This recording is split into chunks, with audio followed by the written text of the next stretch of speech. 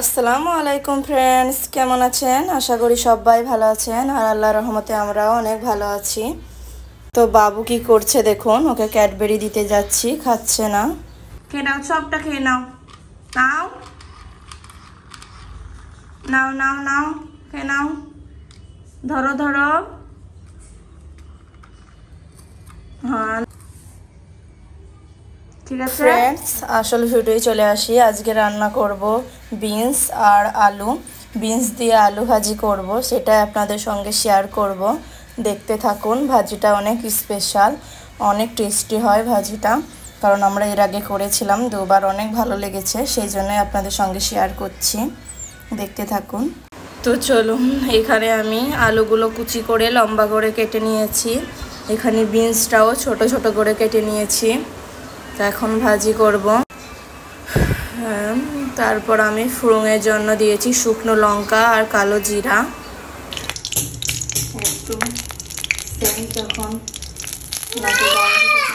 তখন আলু আর ভালো করে কালো জিরা শুকনো লঙ্কা একটুকু ভেজে নিয়েছি। তারপর আমি আলুগুলো এবার ছেড়ে দিব তেলের মধ্যে।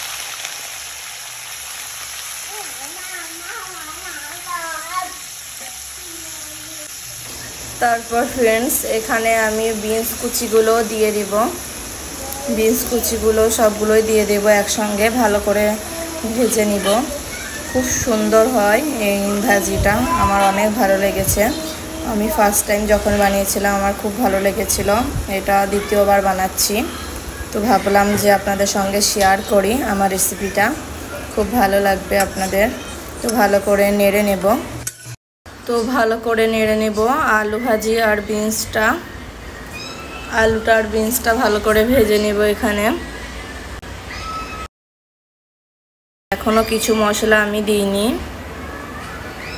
তো তারপর একটু ভাজার পর আমি এখানে হলুদ গুঁড়ো দিয়ে দিচ্ছি প্রয়োজন মতন। তারপর এখানে দিব লবণ, আপনারা আপনাদের প্রয়োজন মতো দিয়ে নেবেন। খুব সহজ একটা রেসিপি, কিছুই না, খুব সহজে হয়ে যায় বিনস আর আলু ভাজিটা শুকনো লঙ্কা কালো জিরা দিয়ে। তারপর আমি এখানে কাশ্মীরি লঙ্কার গুঁড়ো দিয়ে দিলাম, যেহেতু আমি শুকনো লঙ্কা ফোড়ন দিয়েছিলাম, বেশি খুব একটা ঝাল দিব না, কারণ এই ভাজিটা আমার বাবুও খাবে। তো আলু আর বিনসগুলো আমার বাবুকে মাখিয়ে আমি ভাত খাওয়াই, যেহেতু একটু ঝাল হবে, খুব একটা ঝাল দিচ্ছি না, সেই জন্য কালারের জন্য শুধু কাশ্মীরি লঙ্কাটা আমি ইউজ করলাম এখানে। তো ফ্রেন্ডস, এখানে বাবু বলছিল আমি লঙ্কার গুঁড়োগুলো দিব। ও অনেক সময় আমাকে হেল্প করে, লবণগুলো হলুদ গুঁড়ো এসব দিয়ে দেয়, আমার কোলে উঠে, ওর খুব ভালো লাগে। তারপর এখানে ঢাকা চাপিয়ে দিয়েছিলাম, তার ভাপিয়ে নিয়েছি ভালোভাবে, সেদ্ধ হালকা সেদ্ধ হয়ে গেছে, এখনও ভালোভাবে হয়নি। তো ঢাকা দিয়ে আবার নেড়ে নিচ্ছে, একবার লেগে যাবে বলে আমি বারবার নেড়ে নিলাম, যেহেতু এটা একদমই লাগে না, বিনসে একটু পানি থাকে, পানিটাই চলে যায় খোলাতে। তো আবার আমি ঢাকা চাপিয়ে দিলাম। তারপর ওর পাপা সোরমা মাছ নিয়ে এসেছিল, সমুদ্রের সোরমাই মাছ নিয়ে এসেছিল, আর এখানে আখের জুসটা নিয়ে এসেছিল 1 প্যাকেট। বাবু খেলে আর ওটা আমাকে দিল ওর পাপা খেয়ে নিতে।